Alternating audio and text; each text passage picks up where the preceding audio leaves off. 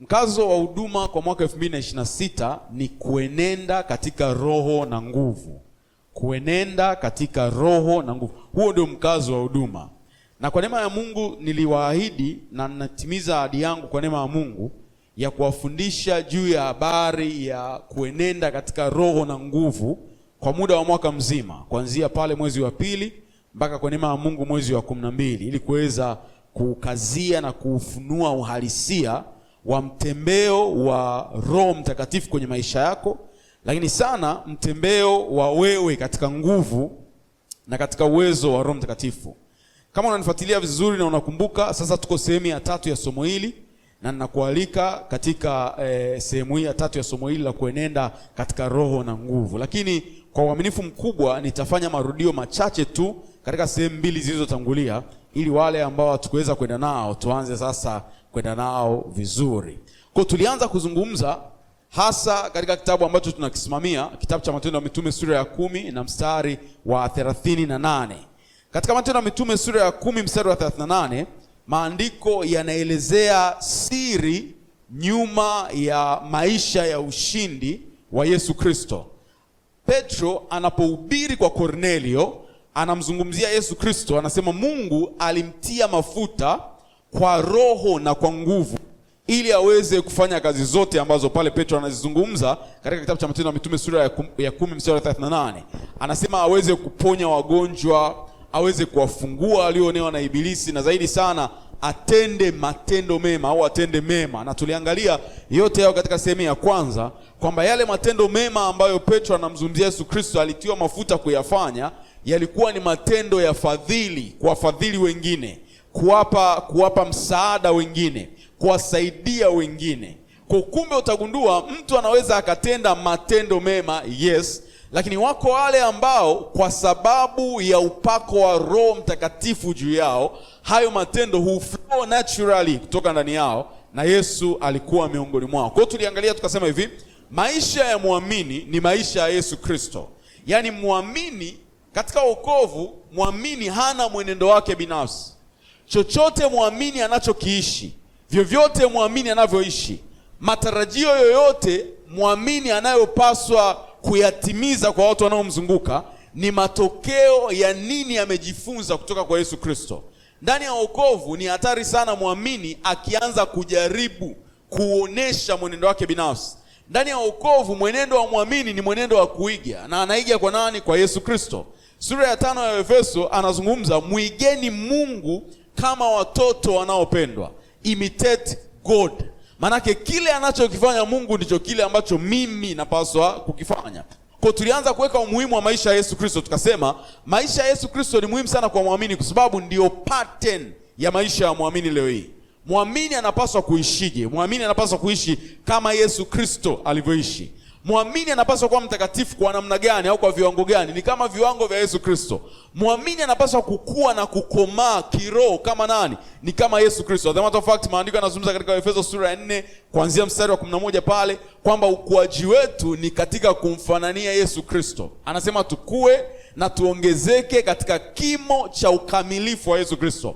Kwa reference ya ubora wa muamini katika maisha yake yote ni Yesu Kristo. Reference ya ubora wa muamini. Kwa ni muhimu sana kujua kwamba maisha ya Yesu Kristo ni pattern kwa ajili ya maisha yetu sisi kama waamini. Kwa hiyo kama maisha yake yalikuwa na matokeo ambayo sisi tunayatamani, ni muhimu tutafute siri iliyokuwa nyuma ya hayo matokeo. Na Petro katika Matendo ya Mitume sura ya 10 mstari 34 anapomshuhudia Kornelio, anaifunua siri hiyo. Anasema Yesu alitembea kwa nguvu kubwa ya Mungu na kutenda yote aliyoyatenda kwa sababu Mungu alimtia mafuta kwa Roho Mtakatifu na kwa nguvu. Mungu alimtia mafuta. Kwa kama Yesu Kristo aliyatenda hayo kwa sababu ya mafuta ya Roho juu yake, kwa sababu ya nguvu ya Roho juu yake, maana yake hata mimi muamini napotakiwa kuiga mwenendo wake, lazima niitimize siri ya mafuta ya Roho na nguvu juu yangu. Mathayo sura 11 mstari 29 na 30. Mathayo 11 mstari 29 na 30. Jitieni nira yangu, mjifunze kwangu. Neno mjifunze kwangu ni la muhimu sana. Yesu mwenyewe anatoa mwaliko tujifunze kwake. Anasema kwa kuwa mimi ni mpole na mnyenyekevu wa moyo.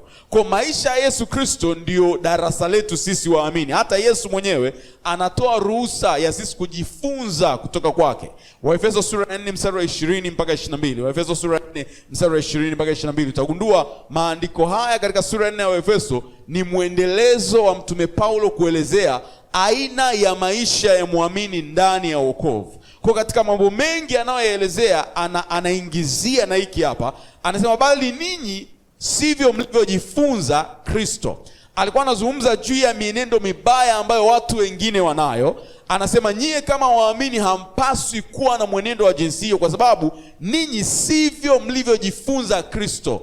Anamweka Kristo kama somo la muamini, kwamba chochote muamini anachokidemonstrate kwenye maisha yake ni matokeo ya namna alivyojifunza Kristo, ama alivyojifunza kutoka kwa Kristo. Watu wa Mungu, tunaelewana vizuri eh? Hiyo ilikuwa sehemu ya kwanza ya somo letu ambalo tuliangalia mara ya kwanza kabisa. Na nikazungumza sasa kwamba kama Mungu alimtia Yesu Kristo mafuta kwa roho na kwa nguvu, basi kuna haja ya sisi kuelewa dhana ya upako. Sawa? Dhana ya upako kibiblia. Kwa wiki iliyopita nilikuwa nazungumza na kufundisha dhana ya upako kibiblia, na tuliangalia kwenye Agano la Kale upako ulikuwa unamaanisha nini hasa. Mambo matatu kwa habari ya upako. Kwanza, kwenye Agano la Kale tulizungumza tukasema upako ilikuwa ni ishara. Neno ishara ni la msingi. Pigia mstari ile neno ishara. Ishara. Ishara ni alama nje, alama inayoonekana ya kitu cha ndani ama kitu kisichoonekana. Kwa ishara sio jambo halisi, lakini ni kioneshi kwamba liko jambo fulani halisi. Ndio maana ya ishara. Kwa ishara, upako ulikuwa ni ishara kwanza ya wito. Upako ulikuwa ni ishara ya wito au ishara ya kuchaguliwa. Mungu anapomuita ama kumchagua mtu kwa ajili ya kazi maalum, tukio linalofuata lilikuwa ni huyu mtu kutiwa mafuta kama ishara ya kukubaliwa, kama ishara ya kuchaguliwa, kama ishara ya kuitwa na Mungu. Jambo la kwanza. Jambo la pili, upako tulisema ilikuwa pia ni ishara ya kutengwa na kuwekwa wakfu kwa mtu kwa ajili ya Mungu. Nilizungumza na narudia tena, maana ya kitu kuwa wakfu maana yake ni kutengwa kwa ajili ya matumizi ya Mungu. Maana yake tunapokiweka kitu wakfu ni Mungu ana claim, Mungu anadai kwamba hiki sio kwa ajili ya kila matumizi. Hiki sio kwa ajili ya kila eneo. Hiki sio kwa ajili ya utukufu wa kila mtu. Hiki ni kwa ajili yangu, kwa ajili ya kazi yangu, kwa ajili ya matumizi yangu, na mwisho wa siku kwa ajili ya utukufu wangu. Ndio maana kitu kuwa wakfu. Kwa kitu kinapokuwa wakfu manake kinatoka kwenye matumizi ya kawaida na kinaanza kuwa na matumizi ya Mungu. Kwa kinaweza ikawa ni kitu ambacho hata mtu asiyeokoka anakitumia vyovyote tu, lakini wewe unapokuwa umekipata na kukisogeza mbele za Mungu, matumizi yake yanabadilika. Nikasema moja ya sababu ya kwa nini yule mfalme katika sura ya 5 ya Daniel, nadhani anaitwa Belshaza, yule mfalme kwa nini mkono ulitokea ukaandika kwenye ukuta kwamba mene tekedi na peres, kwamba ufalme wako umepimwa, sio umeonekana hujai kwenye vipimo na unakaribia kuondoshwa na kila kitu. Ni kwa sababu alitumia vyombo vya hekaluni katika unywaji wa vilevi ambavyo vilikuwa ni kinyume na utaratibu wa matumizi ya vile vyombo. Hasira ya Mungu ikawaka kuona huyu ndugu dharau imezidi kiasi kwamba anaweza misuse vyombo vyangu. Kwa mtu anapowekwa wakfu maana yake ni kwa ajili ya Mungu, ni kwa ajili ya Mungu. Jambo la tatu, upako ulikuwa ni alama ama ishara ya kujiliwa na kuwezeshwa kwa nguvu za Mungu kuifanya kazi fulani. Ilikuwa ni ishara ya kujiliwa na kuwezeshwa na nguvu ya Mungu ili kazi fulani iweze kufanyika. Kwa utagundua Mungu haishii tu kuita na kujimilikisha kile alichokiita, lakini pia Mungu huwa anakiwezesha kile alichokiita. Huwa anakiwezesha. Chochote anachofanya yule aliyeitwa na Mungu sio matokeo ya jitihada zake, ni matokeo ya uwezesho. Kwa tulizungumza kwa maneno rahisi kabisa kwamba upako ilikuwa ndio namna katika Agano la Kale ya kumhalalisha mtu kukaa mahali pa nafasi. Mtu alikuwa hawezi kukaa mahali pa nafasi isipokuwa amepewa idhini kwa kutiwa mafuta. Kwa anapotiwa mafuta manake ni idhini ya Mungu kwamba huyu anaweza kukaa mahali pa nafasi. Mungu na atusaidie sana. Agano Jipya linazungumza nini kwa habari ya upako? Hiyo nakufundisha leo kwa dakika chache hapa niweze kumaliza.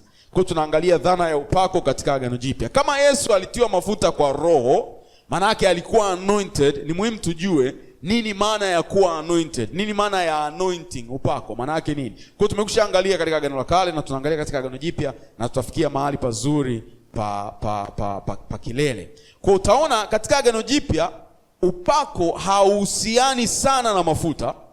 Upako unahusiana sana na Roho Mtakatifu na huduma yake. Kumbuka nilikwambia ishara ni alama ya nje ya kile kilichopo ndani. Ni alama inayoonekana ya kile kisichoonekana.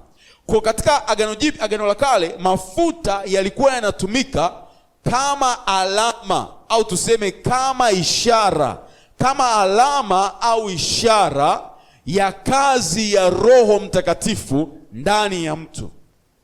Kwa mafuta katika Agano la Kale ni ishara ama ni alama ya kazi ya Roho Mtakatifu ndani ya mtu. Kwa hiyo tukiangalia concept ya upako katika Agano Jipya sio tena msingi, haipo kwenye msingi wa mafuta. Ipo kwenye msingi wa picha kamili ambaye ni Roho Mtakatifu mwenyewe. Nikufundisha kitu kizuri hapa na utakielewa kwa neema ya Mungu. Agano Jipya ni ukamilifu wa Agano la Kale. Sasa hapa nazungumzia Agano Jipya katika namna zote mbili. Kwanza, Agano Jipya kama makubaliano ya Mungu na watu kupitia Kristo. Lakini pili, Agano Jipya kama mgawanyo wa Biblia. Sawa? Kwa sababu wengi tukisemaga Agano Jipya wanadhani tu ni mgawanyo wa Biblia. Agano Jipya tunaweza tukaliweka katika namna hizo mbili. Kwanza, makubaliano ya Mungu na watu kupitia Yesu Kristo. Halafu pili ni mgawanyo wa hivi vitabu vya Biblia. Mgawanyo wa vitabu vya Biblia. Sasa katika namna zote hizo mbili, Agano Jipya liwe ni mgawanyo wa hivi vitabu ama liwe ni makubaliano ya Mungu na watu, ndio ukamilifu wa mambo yote ambayo yalizungumzwa na kutabiriwa katika Agano la Kale. Kwa kwenye Agano la Kale pana ishara, kwenye Agano la Kale pana vivuli, kwenye Agano la Kale pana ahadi, halafu kwenye Agano Jipya kuna utimilifu. Utagundua kitu kimoja unaposoma maandiko. Tunasema kupitia maandiko Mungu hujifunua progressively, katika namna endelevu. Hakumaliza yote siku ya kwanza alipojifunua. Alikuwa anajifunua hatua kwa hatua, hatua kwa hatua, hatua kwa hatua. Kwa kuna mambo mengi ambayo Mungu hakuwatumia waandishi wa Biblia wa Agano la Kale kuyaandika kuhusu yeye. Sio kwa sababu hakutaka wajue, ni kwa sababu mpango ama mtindo wa namna anayojifunua katika maandiko alikusudia iwe hatua kwa hatua. Kwa kuna namna anajifunua kidogo kwenye Mwanzo, Kutoka kidogo, vitabu vingine vyote vya Agano la Kale, halafu tunauona ukamilifu wake kwenye Agano Jipya. Tunauona ukamilifu wake. Tunaelewa vizuri watu wa Mungu? Kwa utaona Musa anapoanza kuandika, kwa mfano katika sura ya kwanza ya Mwanzo, anasema hapo mwanzo palikuwa neno, si ndivyo? Naye neno ndivyo anavyosema. Mwanzo moja inasemaje? Hiyo ni Yohana 1:1. Mwanzo moja inasema hapo mwanzo Mungu aliziumba mbingu na nchi eti. Sawa. Hapo mwanzo Mungu aliziumba mbingu na nchi. Alafu sura ya kwanza mstari wa pili anasema nayo nchi ilikuwa ukiwa tena utupu, alafu roho ya Mungu ikatulia juu ya uso wa vilindi vya maji. Utaona tayari hapa Musa ameshatuonesha kwamba hapo mwanzo Mungu alikuwa anafanya uumbaji. Na katika process ya uumbaji Roho Mtakatifu hakuwa excluded, alihusishwa vile vile. Na hatuoni kwa Musa, hatuoni kwa uwazi sana kazi ya Yesu Kristo. Kwa Musa hatuoni. Mpaka tunapokuja kusoma Yohana sura ya kwanza mstari wa kwanza, ndio tunaambiwa kwamba Mungu alipokuwa anaumba alikuwa na neno. Tena huyo neno ndio alikuwa Mungu, na huyo neno akavaa mwili akaja kwetu. Kwa sasa tunaweza tukapata ujasiri wa kusema kwamba katika uumbaji alihusika Mungu Baba, Mungu Mwana na Mungu Roho Mtakatifu. Tunapata huo ujasiri baada ya kuwa tumesoma nini Agano Jipya linazungumza kwa habari ya ule uumbaji. Mnanielewa vizuri watu wa Mungu? Kwa kuna concept nyingi zitabaki kuendelea kuwa vivuli, kuwa mafumbo kwa watu wengi, kama tutakataa kuzitafsiri au kuutafsiri na kuona ukamilifu wake kwenye Agano Jipya. Moja ya concept hizo ni concept ya upako ama matumizi ya mafuta. Katika Agano Jipya hatuoni sana matumizi ya mafuta. kwa sababu mafuta ilikuwa ni ishara ya Roho Mtakatifu, na katika Agano Jipya Roho Mtakatifu tayari amekwisha dhihirishwa kikamilifu. Kwa hatuna tena haja ya kubaki kwenye ishara, wakati picha kamili na picha halisi tayari imekuja. Nani ameelewa, watu wa Mungu? Kwa hiyo ndio msingi wa mafuta ama upako katika Agano Jipya. Kwa hiyo unaweza kaandika kwamba katika Agano Jipya mafuta yanahusiana sana na Roho Mtakatifu na huduma yake ama kazi yake kwa waamini. Hiyo ndio dhana ya mafuta au upako katika Agano Jipya. Sasa naomba nikuonyeshe mambo machache au majina machache ya vile ambavyo Roho Mtakatifu anatambulishwa kwenye Agano la Kale. Mind you, Roho Mtakatifu sio mpya. Roho Mtakatifu sio kwamba alitokea kwenye Agano la Kale.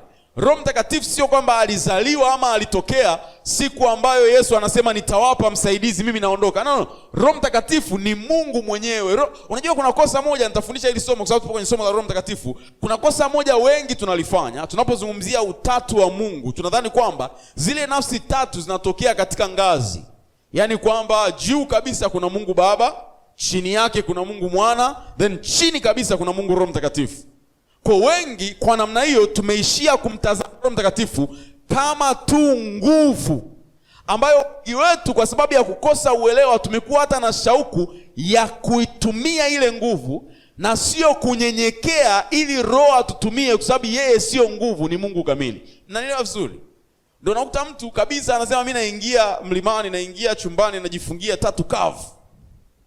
Kuna kitu nakitafuta, na anachokitafuta tu ni nguvu ya Roho Mtakatifu na sio Roho Mtakatifu mwenyewe.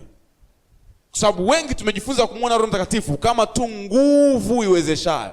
Sasa akishakuwa nguvu, obvious atakuita au hiyo nguvu itakuita uitumie, sawa? Lakini akishakuwa Mungu atakuita unyenyekee ili akutumie. Tumeelewa vizuri? Ndio sababu ya kwa nini watu wengi wenye nguvu tu pasipo uelewa wa hiyo nguvu inatoka kwa nani au hiyo nguvu ni ya nani, huwa wanaboost, wanajivuna, wanajisifu kana kwamba wao ndio wanaozalisha hayo matokeo. Lakini kama tungejifunza kumtazama Roho katika ukamilifu wake, kuna baadhi ya makosa tungeepuka kabisa. Kwa hiyo nasema hivi, Roho sio mpya. Roho alikuwepo tangu mwanzo wa uumbaji. Kwenye Agano la Kale kote kumejaa matendo ya Roho Mtakatifu. Kila mara ukiona maandiko yanasema Roho ya Bwana ikamjia, Roho ya Bwana, na hata mahali ambapo haoni Roho ya Bwana, chochote Mungu anachokifanya hukifanya kwa Roho wake. Chochote kile hukifanya kwa Roho wake. Kwa hakuna namna tutauona utendaji wa Mungu na kukosa utendaji wa Roho Mtakatifu mahali pa utendaji wa Mungu. Tumeelewa hiyo? Yani mahali popote penye utendaji wa Mungu kuna utendaji wa Roho Mtakatifu. Mahali popote penye utendaji wa Mungu kuna utendaji wa Yesu Kristo pia. Kwa Roho Mtakatifu sio mpya, ni wa muda, yeye ni Mungu, hana mwanzo, hana mwisho. Kwa utaona katika Agano la Kale kuna baadhi ya majina ambayo au kuna baadhi ya alama ambazo zilikuwa zinatumika kumdescribe Roho Mtakatifu. Kwanza, Roho huwa anazungumziwa katika Agano la Kale kama moto. Kama moto. Na baadhi ya alama ambazo nitakuwa nasema hapa zipo hata kwenye Agano Jipya pia, lakini zenyewe zinaelezea tu kazi ya Roho Mtakatifu na sio mbadala wa uwepo wa Roho Mtakatifu. Na hata hizi Agano la Kale zinaelezea tu identity na kazi ya Roho Mtakatifu na sio mbadala wa Roho Mtakatifu. Kwa kama Roho Mtakatifu, okay, kwa nini wengi tunaweka mkazo kwenye kutumia mafuta? Kwa nini wengi tunaweka mkazo kwenye kutumia maji? Kwa sababu ni kweli kabisa katika Agano la Kale Roho utambulishwa katika namna hiyo. Lakini kwa nini tunaikwepa ya kutumia moto? Kwa sababu pia Roho utambulishwa kama moto. Kwa hapa na kuombea kwa moto. Hiyo ingekwaje? Sasa nikichukua mafuta nikachanganya na moto. Mimi nitakuwa natumia taa ili nikuone maisha jinsi yanavyoenda. So Roho huonekana kama moto. Sura ya 3 ya Kutoka, mstari ule wa sura ya 3 mstari wa 2 ya Kutoka, ule moto ulikuwa unawaka kwenye kichaka ambacho hakiungui, yule alikuwa ni Roho Mtakatifu kabisa. Na hata ukisoma ile sura ya 3 utaona maandiko yanamtaja mwingine pale, yanasema malaika wa Bwana akamuita Musa. Nimewahi kuwafundisha kwenye zile sessions za Bible study, nikasema ukiona malaika wa Bwana kwenye Agano la Kale mara nyingi huwa anazungumziwa Yesu Kristo. Yesu Kristo kabla hajaja katika mwili, jina lake lingine alikuwa anaitwa malaika wa Bwana. Na ndio tunaona tofauti ya malaika wa kawaida na huyu anaitwa malaika wa Bwana ni kwamba malaika wa Bwana huwa anakubali ibada. Malaika wa kawaida wa ibada. hawakubali ibada. Ukisoma ile sura ya 3 utaona malaika wa Bwana ndio anaanza kuzungumza na Musa. Mwisho wa siku malaika wa Bwana anajitambulisha kama niko ambaye niko. Hivi ni malaika gani wa kawaida anajeuri ya kujitambulisha kama niko ambaye niko? Hayupo. Utaona sura ya 16 na 17 ya kitabu cha Mwanzo, wakati Hajiri ameukimbia mkono wa Sara, maandiko yanasema akakutana na malaika wa Bwana, akamwambia rudi kwa yule mwanamke ukanyenyekee. Tena malaika wa Bwana akamfunulia hata hatima ya mtoto wake. Tunakumbuka hayo maandiko. Halafu Hajiri akamwambia malaika wa Bwana, hakika wewe ni Mungu uonaye. Elewa hichi kitu vizuri. Hauwezi kumwambia malaika wa kawaida wewe ni Mungu na akakubali, akakaa kimya tu. Haiwezekani. Lakini malaika wa Bwana alipoambiwa wewe ni Mungu uonaye, hakuna chochote kilichotokea, kwa sababu malaika wa Bwana katika Agano la Kale ni Yesu Kristo. Tunaelewa vizuri watu wa Mungu. Kwa roho huonekana kama moto mara nyingine. Sura ya 13 mstari 21 Kutoka itakwambia pia hapo. Roho Mtakatifu anapokuwa anatambulishwa kwenye Agano la Kale kama moto, huwa inazungumza juu ya mambo makubwa matatu. Kwanza, moto ni ishara ya uwepo wa Mungu. Moto ni ishara ya uwepo wa Mungu. Na ndio maana utaona kwenye mikazo ya Agano la Kale, moto haukupaswa kuzimika madhabahuni. Kwa sababu moto kuwepo madhabahuni ilikuwa ni ishara ya uwepo na utendaji wa Mungu katika madhabahu hiyo. Moto haupaswi kuzimika. Kwa moto ni ishara ya uwepo wa Mungu. Jambo la pili kuhusiana na moto. Moto ni ishara ama alama ya utakaso. Roho anapotambulishwa kama moto, maana yake inazungumziwa kazi yake ya utakaso, purification. Dhahabu na madini mengine yafanana na hayo huwa yanasafishwa kwa mchakato wa kuingizwa kwenye moto. Kwa roho anapotambulishwa kama moto, inaelezewa kazi ya moto katika kutakasa dhahabu, katika kutakasa madini yafananayo na hayo. Lakini pia jambo la tatu, moto ni alama na ni ishara ya hukumu. Alama na ishara ya hukumu. Kwa katika kazi za Roho Mtakatifu, moja kati ya kazi muhimu ambayo Yesu Kristo alisema kuhusu Roho Mtakatifu, akasema atakuja kuhukumu ulimwengu kwa habari ya dhambi. Ukisoma sura ile ya 2 ya kitabu cha Matendo ya Mitume, wakati Roho ameshuka siku ya Pentekoste, zilitokea zile ishara za moto, yes, na baadaye aliposimama Petro kuzungumza, kuhubiri, maandiko yanasema dhamiri za watu zikachomwa moto, wakasema tufanye nini ili tupate kuokoka. Mwenye kazi ya kuweka aina hiyo ya hukumu kwa mtu anapoisikia Injili, hata yule mtu akauliza, sasa baada ya hapa nifanye nini? Ni Roho Mtakatifu ndo na hiyo kazi.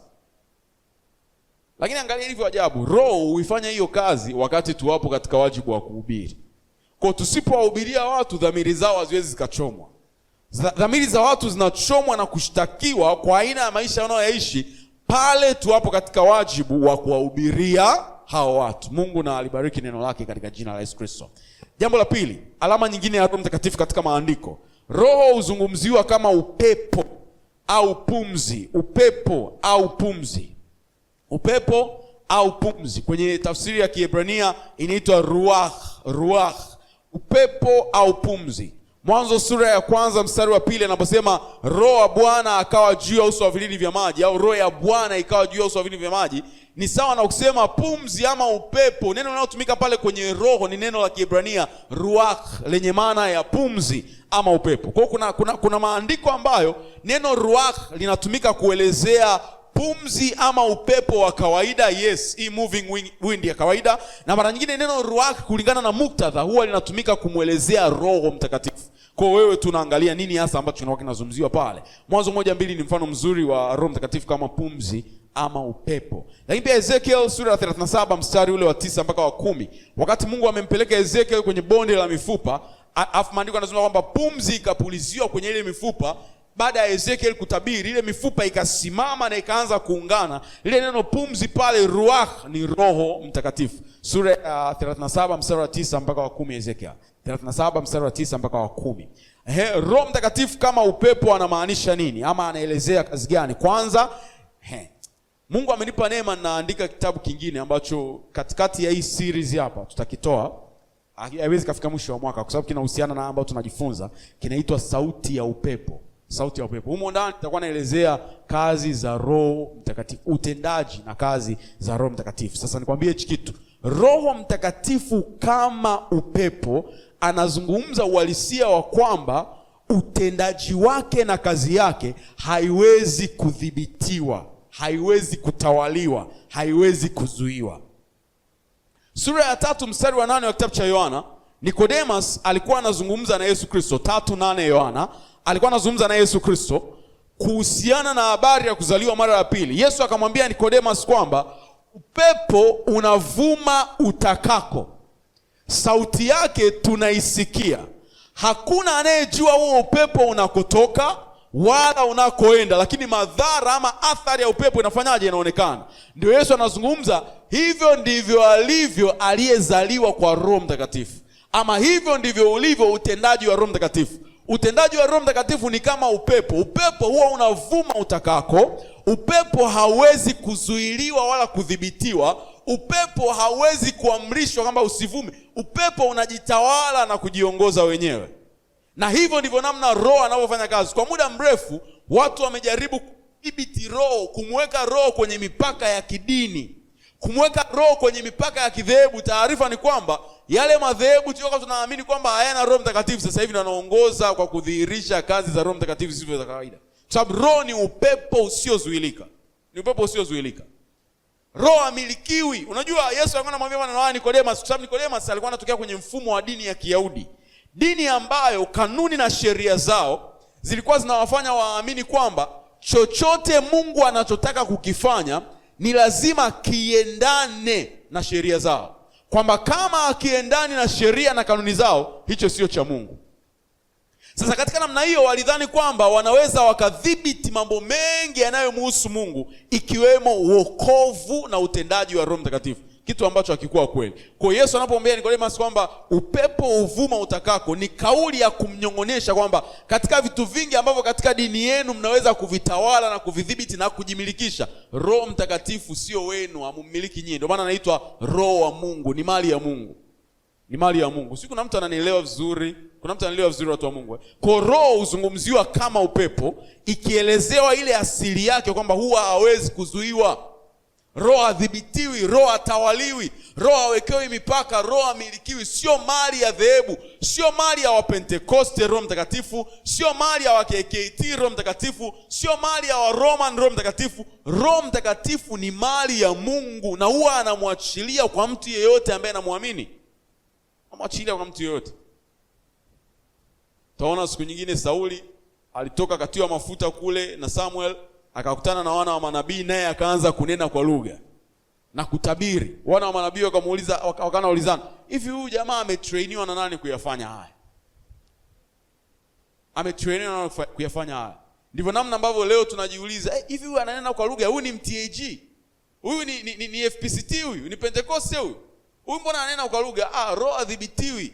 Roho sio mali yako, sio mali ya dhehebu, ni mali ya Mungu mwenyewe. Kwa Roho kama upepo ni alama au ni ishara ya kuelezea kule kutodhibitiwa kwake. Roho kama upepo pia ni alama ya nguvu ya uhai wa Mungu. Nguvu ya uhai wa Mungu. Upepo au pumzi ni uhai wa Mungu. Uhai wa Mungu. Ndio maana ya Roho Mtakatifu, uhai wa Mungu. Utaona wakati Mungu anaanza kufanya uumbaji, Roho alitulia juu ya vilindi vya maji ili kuhakikisha kwamba dunia ina support uhai. Kwa hiyo chochote Mungu alichokiumba baada ya hapo kilikuwa na uwezo wa kuwa hai, kwa sababu Roho ambaye ni alama uhai, Roho ambaye ni nguvu ya Mungu iletayo uhai, alikuwa yupo juu ya uso wa dunia akihakikishia dunia uzima ama uhai. Roho pia hutambulishwa katika maandiko kama maji. Katika maandiko Roho hutambulishwa kama maji. Sura ya 36 ya Ezekiel mstari wa 25. 36 Ezekiel mstari wa 25 anazungumzia ile experience yake kwamba maji yalianzia kwenye nyayo kabisa, yakawa yanapanda, baadaye ukawa mto usiovukika. Na nimekuwa nikiitumia hii kuelezea mara nyingi juu ya concept ya ujazo wa Roho Mtakatifu. Narudia maandiko. Ezekiel 36 mstari wa 25 mpaka 27. Ezekiel 36 mstari wa 25 mpaka 27. Roho hutumika kama maji. Tafsiri, ishara ama umbo katika maandiko huwa anatumika kama maji. Hosea pia sura ya 6 mstari wa 3, roho hutumika kama maji. Sasa maji ni ishara ya mambo haya kadhaa kwa haraka haraka. Maji kwanza ni ishara ya utakaso na uhai. Kwa roho anapotambulishwa kama maji katika ile Hosea sura ya 6 mstari wa 3 kwa mfano, na hata katika ile sura ya 36 ya Ezekiel mstari 25, roho anapotambulishwa kama maji ni ishara alama ya utakaso na uhai. Pili, roho anapotumika kama maji ama anapoashiriwa kwa ishara ya maji huwa ni alama ya burudiko. Mnalifahamu ile andiko anasema alipo roho wa Bwana, maana hapo pana nini? Pana nini? Nyie jamani, nyie watumishi wa Mungu. Alipo roho wa Bwana pana uhuru. Si ndio ile andiko mnalifahamu? Litafuteni ile mlisome, ni Wakorintho wangapi sisi? Maana alipo roho wa Bwana hapo ndipo pana uhuru. Kwa roho anapokuwepo kuna burudiko la namna fulani, ndio ishara hiyo maji. Lakini pia roho huwa anatambulishwa kama mafuta. Kwa hizi zote nilikuwa nakuchukua nikulete kwenye point ya mafuta. Roho katika maandiko hasa Agano la Kale hutambulishwa kama mafuta au upako. Sasa mafuta au upako. Sasa kwa tukizungumzia upako, hatuzungumzii kingine chochote zaidi ya utendaji wa Roho Mtakatifu katika Agano la Kale, kwa sababu roho alikuwa bado hajafunuliwa kwa viwango na namna aliyofunuliwa kwenye Agano Jipya. Ilikuwa inatumika ishara au ishara zake ndio zilikuwa zinatumika, na moja kati ya ishara hizo ni mafuta. Kwa hiyo ndio ilikuwa ishara. Kwa nini leo hatuweki mkazo kwenye mafuta? Nimeshakwambia ni kwa sababu roho yupo kiuhalisia katikati yetu tayari, tena yupo ndani yetu. Ndio maana hatuweki mkazo sana kwenye mafuta. Angalia sasa, mafuta yalikuwa ni alama ya nini? Tumeshaangalia mafuta yalikuwa ni alama ya kuchaguliwa, mafuta yalikuwa ni alama ya kuwekwa wakfu, na mafuta yalikuwa ni alama ya kuwezeshwa kwa ajili ya huduma. Sasa naomba nikusaidie kuzifafanua maana za upako kwenye Agano Jipya. Tumeshazungumza upako ni kuhusiana na Roho Mtakatifu, lakini upako tunaweza tukautafsirije katika Agano Jipya katika namna pana zaidi. Tafsiri za upako katika namna pana zaidi kwa msingi wa Agano Jipya. Kwanza tumeweka huo msingi, upako ni Roho Mtakatifu mwenyewe. Ni Roho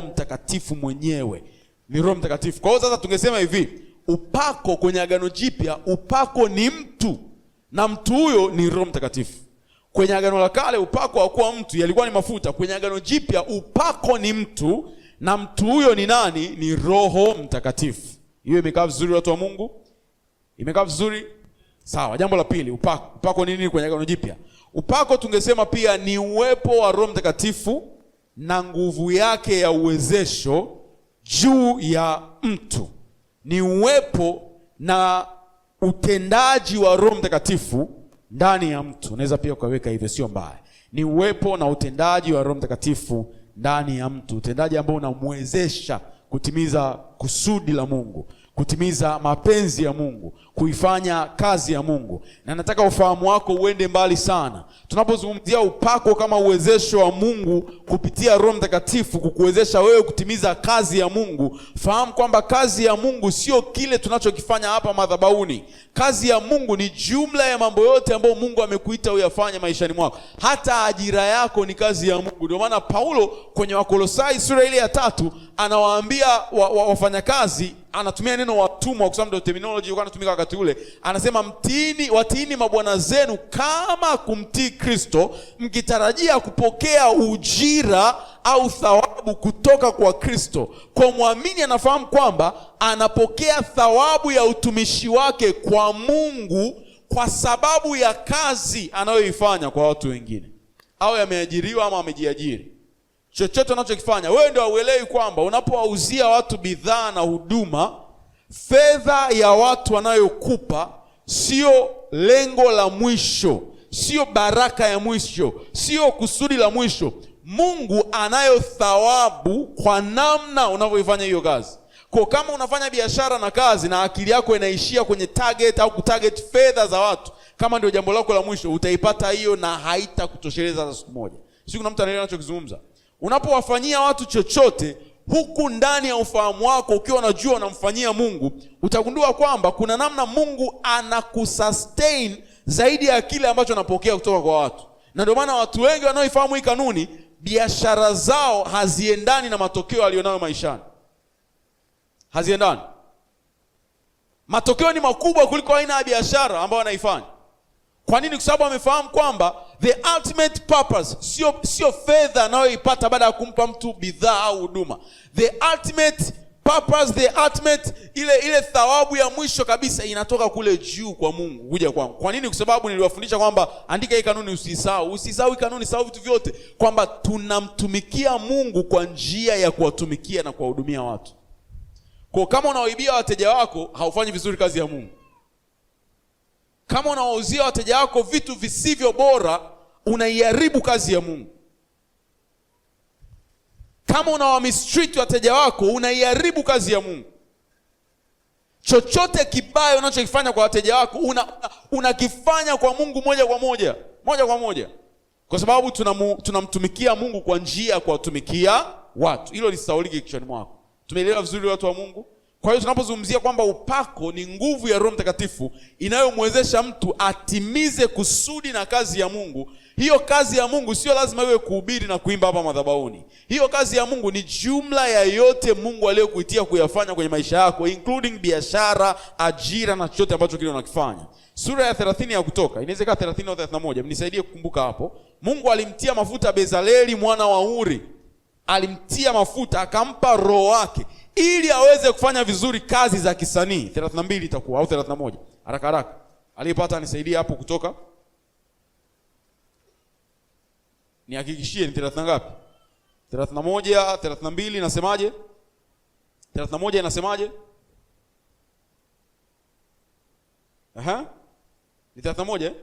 Bwana akanena na Musa na kumwambia, angalia, nimemuita kwa jina lake Bezaleli mwana wa Uri, mwana wa Huri wa kabila ya Yuda, nami nimemjaza roho ya Mungu. Roho ya Mungu. Roho ya Mungu ni Roho Mtakatifu. Sahau kwenye Agano la Kale ilo neno roho ya Mungu hata likitokea kwa herufi ndogo. Ikishasema roho ya Mungu, Mungu hana roho nyingine. Roho ya Mungu ni Roho Mtakatifu. Mungu hana roho nyingine.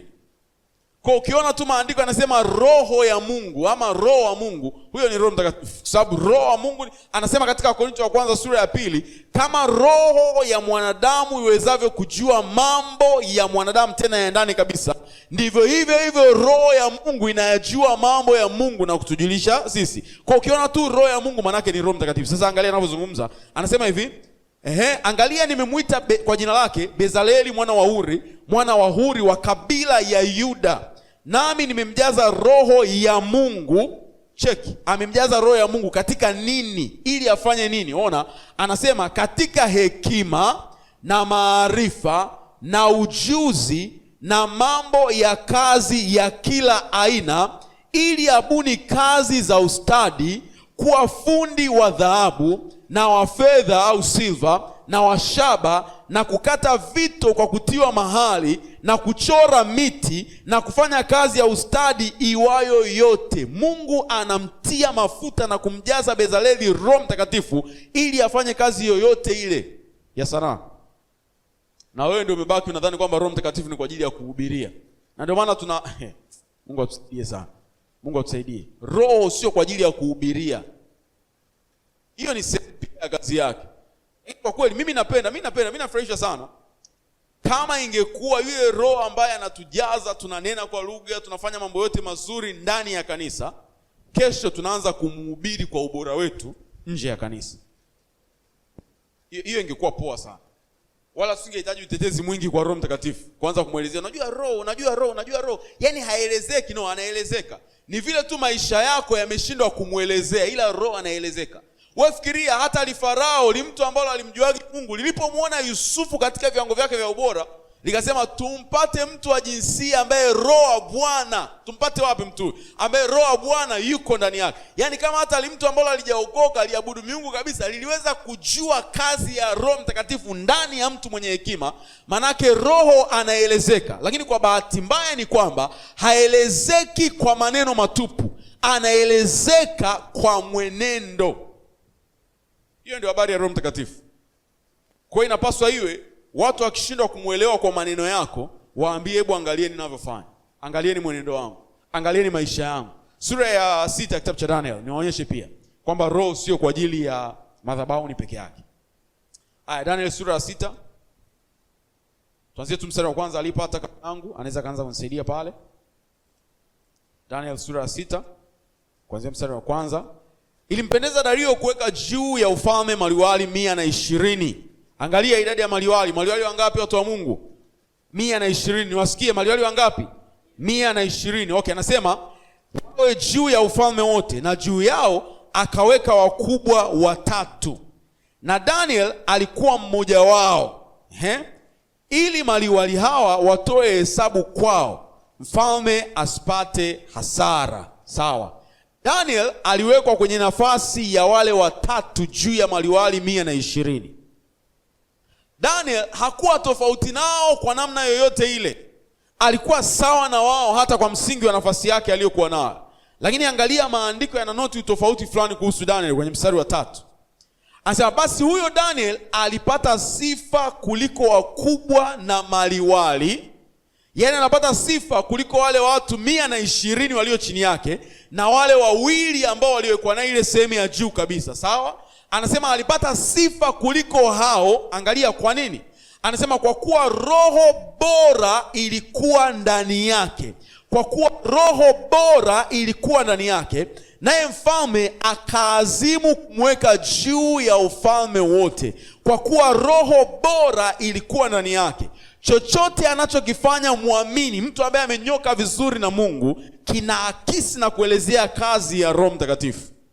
Kwa anaposema roho bora ilikuwa ndani yake, manake Roho Mtakatifu alivifunua na kuvidhihirisha viwango vya ubora katika eneo la maongozi kwa Daniel.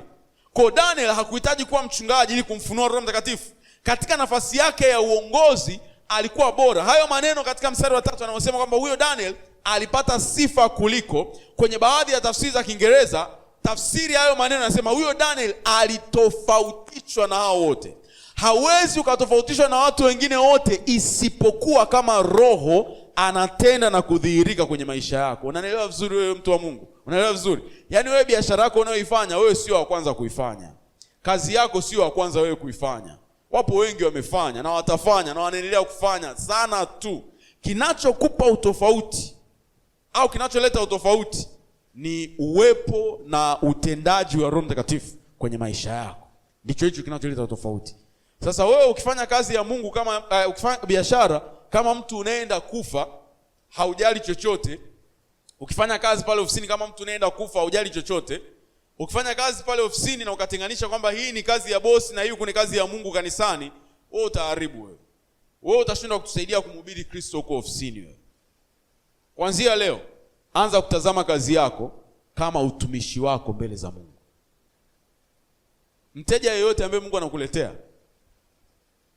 lengo la kwanza sio bidhaa unayoiuza ama huduma unayoitoa. Lengo la kwanza ni nafsi yake. Ndio maana Mungu anawadirect wateja wengi sana kwako. Kwa sababu anajua kwamba mbali na bidhaa na huduma unayowapa, liko neno la uzima ambalo ni la muhimu kuliko kile unachokiuza kwao au unachowapatia. Ndio maana Mungu anawadirect wengi. Kwa hiyo siku Mungu atakudai, atakwambia, ulifanya biashara kwa miaka 5, nilikuletea wateja kadhaa, ni wangapi walinijua? Sababu haikuwa bahati mbaya kwamba nawaleta wote kwako. Kama wauzaji walikuwepo wengi, kwa nini Mungu anawaleta wote kwako? Ni kwa sababu kuna kitu wewe umekibeba kwa ajili yake, ili wale wafaidike na kile ambacho Mungu amekuamini nacho katika jina la Yesu Kristo. Watu wa Mungu, sisi tunaelewana vizuri? Kazi yako ndio madhabahu yako katika jina la Yesu Kristo. Huko nimefikaje? Nilikuwa naelezea kwamba Roho Mtakatifu anatusaidia kuifanya kazi ya Mungu. Upako manake ni uwezesho na msaada wa Roho Mtakatifu kwetu ili tuweze kuifanya kazi ya Mungu. Kwa mtu mwenye upako ni mtu ambaye ana uwezesho wa kiungu juu yake. Ndio mtu mwenye upako. Ni mtu ambaye ana uwezesho, ana neema na nguvu ya kiungu juu yake. Jambo la 3 kuhusiana na upako. Upako ni uwezo, kwanza ni uwepo, upako ni uwezo na utendaji wa Mungu ndani ya muamini na kupitia muamini kwa njia ya Roho Mtakatifu. Naomba nirudie. Upako ni uwezo na utendaji wa Mungu ndani ya muamini na kupitia muamini. Nielewe vizuri kwenye haya maneno mawili, ndani ya muamini na kupitia muamini. Hivyo ndivyo namna Mungu anavyofanya kazi. Mungu hufanya kazi ndani yetu na kupitia sisi. Hizo ndizo level za utendaji wa Mungu kwa muamini. Mungu chochote anachokifanya kwa muamini anakifanya ndani yake na anakifanya kupitia yeye. Na kama muamini mwenye akili timamu, lazima utafute kutimilizwa katika level zote hizi mbili za utendaji wa Mungu au utendaji wa kiungu juu yako. Ukamilishwe katika kule Mungu kufanya kazi ndani yako, na ukamilishwe katika kule Mungu kufanya kazi kupitia wewe. Na nitakwambia vizuri hapa. Mungu anapofanya kazi kupitia wewe, anakutumia wewe kama chombo kwa ajili ya watu wengine. Anakutumia wewe kama chombo kwa ajili ya watu wengine. Na kwa bahati mbaya Wakristo wengi ndio tunaipenda zaidi level hii ya kutumiwa kama chombo kwa ajili ya watu wengine. Kwa nini? Kwa sababu hii level ina aina fulani ya utukufu. Unapokaa mahali pa kudemonstrate nguvu kwa watu wengine, huaga haibaki hivi hivi. Wanabaki kusema jamaa simuone vile, jamaa anapaka sasa. Kwa wengi tunaitafutaga hiyo ya Mungu kutumia tu kama vyombo vyake. Halafu kuna experience ya kwanza na ya msingi sana ya Mungu kufanya kazi ndani yetu. Sawa? Hii ya Mungu kufanya kazi ndani yetu maana yake ni biashara inayofanyika kati ya mimi na Mungu, kunijenga, kuniandaa, kunitengeneza kwa ajili ya kazi yake. Kwa ni hatari sana. Huyu mtu ni hatari sana. Mtu ambaye anataka atumike kwenye level ya pili kama chombo na hayuko tayari kuhudumiwa kibinafsi kwanza na Mungu mahali pa siri. Ni hatari sana. Huyu mtu ni hatari sana. Kutaka tu asimame kama chombo. Na Mungu anapomuita mahali pa mahusiano, wala yeye hana habari. Hana habari. Kwa hata akiwa anasoma maandiko, ni anasoma maandiko ili akawahubirie wengine. Hata akiwa anaomba, ni anaziomba nguvu za Mungu za kumwezesha kusimama kufanya kazi fulani. Na katika maisha yake ya kawaida hana hiyo tabia. Utendaji wa Mungu kwa mtu upo katika namna mbili. Mungu hufanya kazi ndani ya mtu, akimjenga huyu mtu kibinafsi na kumtengeneza. Halafu Mungu hufanya kazi kupitia mtu. Kupitia mtu. Sasa hapa ndipo pale ambapo anamtumia mtu kama chombo chake. Kwa hiyo upako ni uwepo, uwezo na utendaji wa Mungu ndani na kupitia muamini. Ndani ya muamini na kupitia muamini. Jambo la mwisho kuhusiana na upako. Upako ni mamlaka ya Mungu kwa muamini kwa njia ya Roho Mtakatifu. Upako ni mamlaka ya Mungu kwa muamini kwa njia ya Roho Mtakatifu. Mind you, moja ya sababu ya kwa nini watu wa Agano la Kale walikuwa wanatiwa mafuta au wanapewa upako ni ili kupata uhalali wa kukaa mahali pa nafasi. Na mamlaka inahusiana sana na uhalali. Mamlaka, nguvu inahusiana na uwezo. Mamlaka inahusiana na uhalali wa kutumia ule uwezo. Sawa watu wa Mungu? Uhalali wa kutumia ule uwezo. Kwa kijana anayesoma chuo cha kodi, anatengeneza uwezo, anatengeneza nguvu. Na hata akimaliza kusoma pale, haanzi kufanya hiyo kazi ya kudai kodi mpaka ahalalishwe. Sawa? Anapewa mamlaka kwamba sasa huyu atakuwa anafanya hii kazi. Kwa nguvu anayo wakati huo, yes, nguvu anayo, lakini hana ruhusa ya kutenda bado. Hana ruhusa ya kutenda. Kwa mamlaka inahusiana sana na kupewa ruhusa ama kuhalalishwa. Kuhalalishwa kutumia ile nguvu ulionayo. Kwa mtu alikuwa ni mfalme kwa msingi wa damu. Yes, huyu ni mfalme. Kwa sababu kama baba alikuwa mfalme, obviously mtoto atakuwa mfalme, lakini mtoto haanzi kutawala mpaka ametiwa mafuta juu yake. Ndio yale mafuta yanakuwa ni kuhalalishwa ama ruhusa au idhini ya Mungu kwamba huyu anaweza akakaa mahali pa utawala. Kwa kabla ya mafuta ni kweli anakuwa na capacity ya kutawala. Anakuwa na capacity ya ufalme ndani yake. Anakuwa capacity hata makuhani pia. Kuhani ilikuwa ni issue ya damu. Kwa kama baba alikuwa kuhani na ni uzao wa Haruni, manake wote mnaweza mkawa makuhani. Lakini mtu hawezi akakaa kwenye nafasi ya kuhani isipokuwa amefanyaje? Ametiwa mafuta. Kwa upako kwenye Agano Jipya ni mamlaka ama ruhusa ambayo Mungu anaitoa kwa mtu ili kuifungulia nguvu iliyo ndani yake iweze kudhihirika. Naomba dakika 2 nimalizie somo langu katika jina la Yesu Kristo. Sura ya 10 mstari wa 38 kitabu cha Matendo ya Mitume. Andiko ambalo tunalisimamia 10:38. habari za Yesu wa Nazareth, jinsi Mungu alivyomtia kwa Roho Mtakatifu na nguvu, naye akazunguka huko na huko akitenda kazi njema na kuponya wote walioonewa na Ibilisi, kwa maana Mungu alikuwa pamoja naye. Kwa utaona aina ya upako ambao Mungu aliuachilia juu ya Yesu Kristo ndio upako ambao tunauzungumzia hapa, ni upako kwa Roho Mtakatifu. Mungu hakumpaka Yesu mafuta ya kimwili kimiminika. Mungu alimpaka Yesu mafuta kwa njia ya kumpa Roho Mtakatifu. Kwa njia ya kumpa Roho Mtakatifu. Kwa upako katika Agano Jipya unazungumza juu ya kupewa Roho Mtakatifu. Sio mafuta tena, ni kupewa Roho Mtakatifu. Kuwa na Roho Mtakatifu, utendaji wa Roho Mtakatifu. Ndio anasema kwamba Mungu alimtia mafuta kwa Roho na kwa nguvu. Kwa Mungu ana anoint kwa Roho na kwa nguvu. Maana yake anamtumia Roho kama mafuta na vile vile kama nguvu kwa ajili ya huyu kutimiza yale makusudi ambayo yako mbele yake. Ndio maana hata Yesu mwenyewe anapojishuhudia katika Luka sura ya 4 mstari wa 18 anasema Roho wa Bwana Mungu yu juu yangu. Alafu anaanza kutaja mambo ambayo huyo Roho atamwezesha kufanya. Amenituma kuwatoa maskini kwenye maskini wao, si kutangaza mwaka uliokubali na kila kitu. Yale yote ambayo anayataja ni matokeo ya kazi ya Roho Mtakatifu ambaye Mungu alimwachilia juu yake. Haya, sehemu ya mwisho kabisa ya somo langu ni kwa habari ya tofauti ya upako wa Agano la Kale na Agano Jipya. Tofauti ya upako wa Agano la Kale na Agano Jipya. Kwanza ni hiyo tofauti nimezungumza sana kwamba Agano la Kale upako ulikuwa ni ishara na unaashiriwa kwa mafuta. Lakini katika Agano Jipya Roho Mtakatifu ndiye maana na tafsiri halisi ya upako kwenye Agano Jipya. Kwa kwenye Agano la Kale upako yalikuwa ni mafuta, alama, lakini kwenye Agano Jipya upako ni Roho Mtakatifu mwenyewe. Kwa utaona hata kwenye Agano la Kale mtu anapotiwa mafuta, Roho alikuwa yupo anamwezesha yule mtu. Ukisoma Samuel ya kwanza sura ya 16 mstari wa 13 anasema tangu siku ile Samuel alipomtia mafuta Daudi, Roho wa Bwana akamjia Daudi. Kwa utaona hata yale mafuta ilipokuwa anatiwa sio kwamba Roho hakuwepo.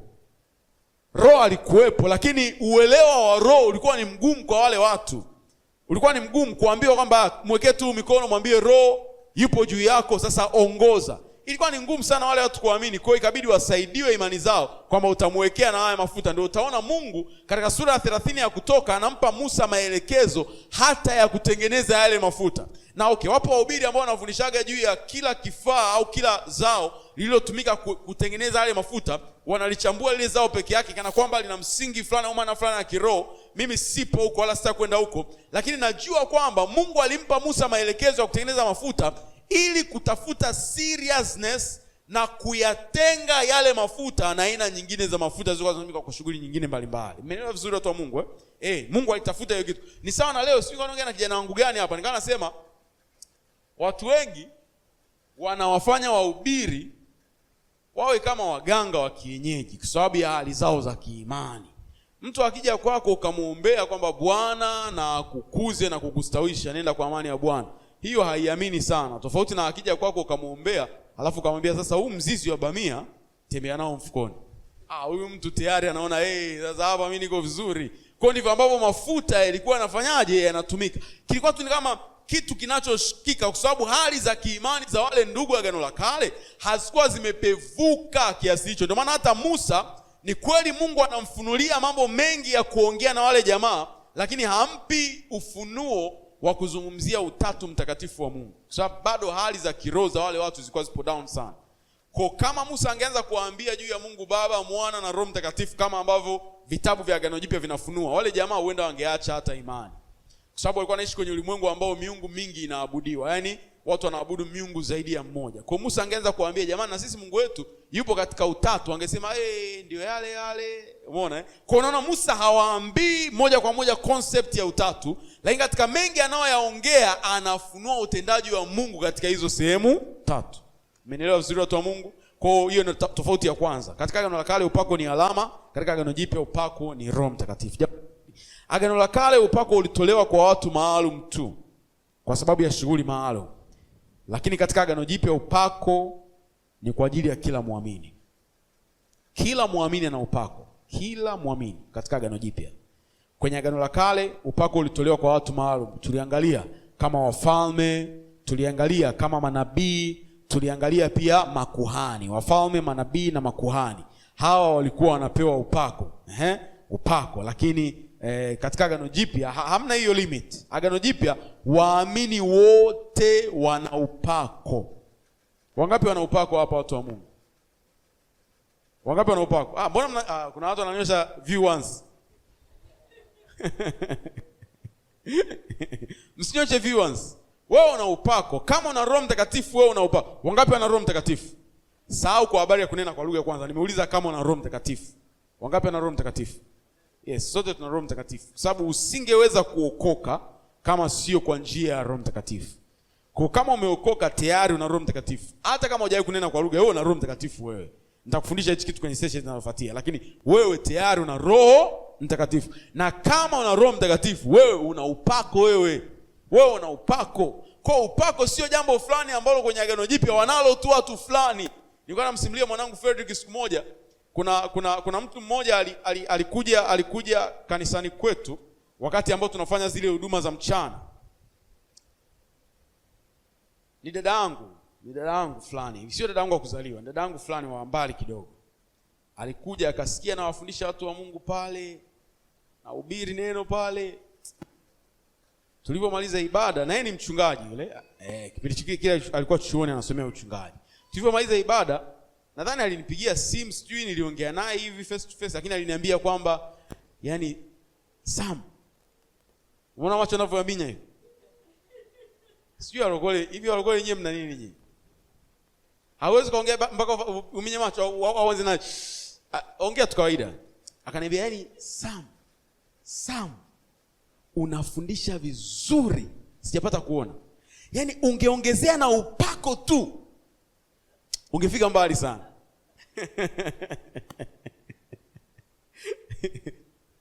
Mwambie jirani yako unaimba vizuri, lakini ongezea upako. Yani ukiongezea upako tu.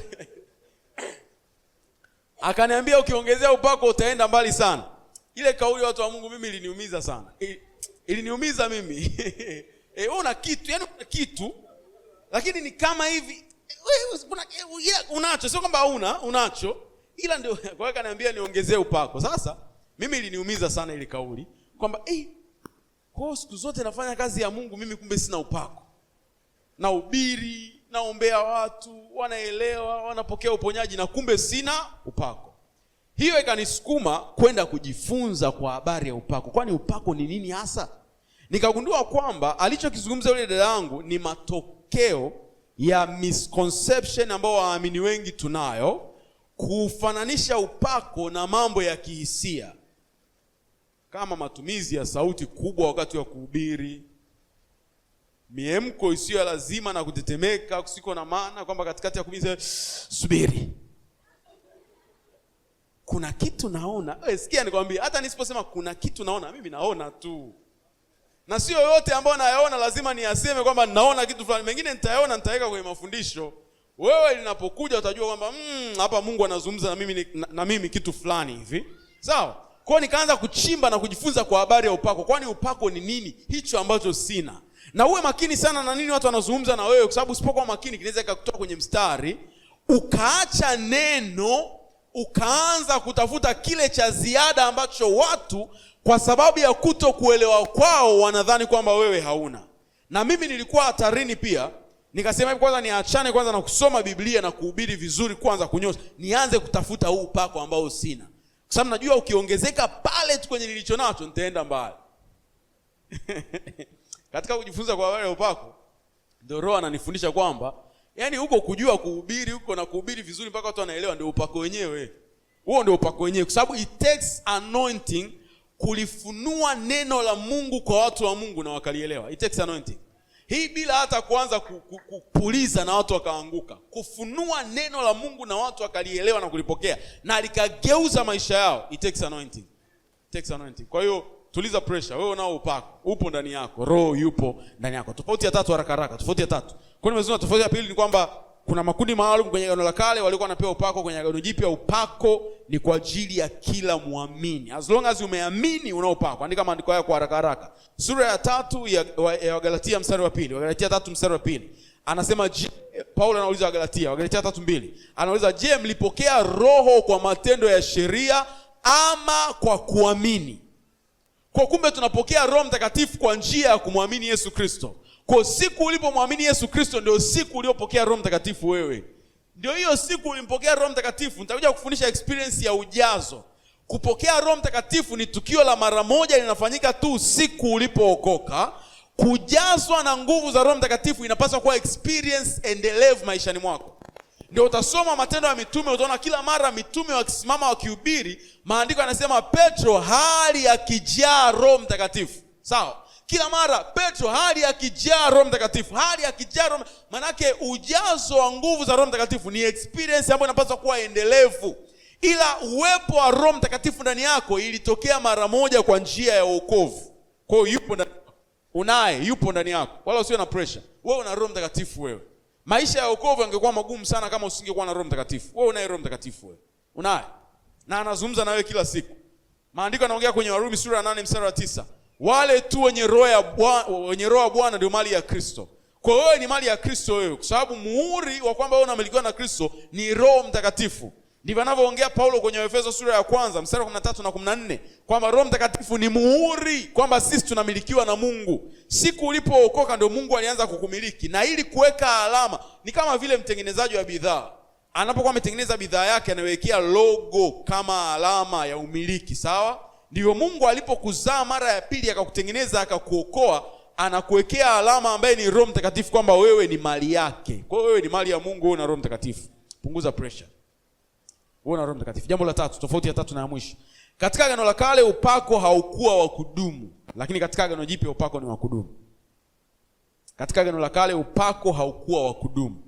Kwa mtu alikuwa akimaliza nafasi yake au kazi yake ya ufalme ama ukuhani ama unabii, tayari kitu imeishia pale. Mtu alikuwa akikosea tu, tayari kitu imeishia pale. Muone hiyo kitu. Wafalme wengi walikuwa na uwezo wa kupoteza upako kabisa. Sauli alipoteza upako. Roho alikuwa anawajilia kwa ajili ya kazi maalum. Baada ya kutimiza ile kazi maalum, Roho anawaacha wale jamaa. Lakini kwenye Agano Jipya, Roho Mtakatifu sio wa muda, sio wa kitambo.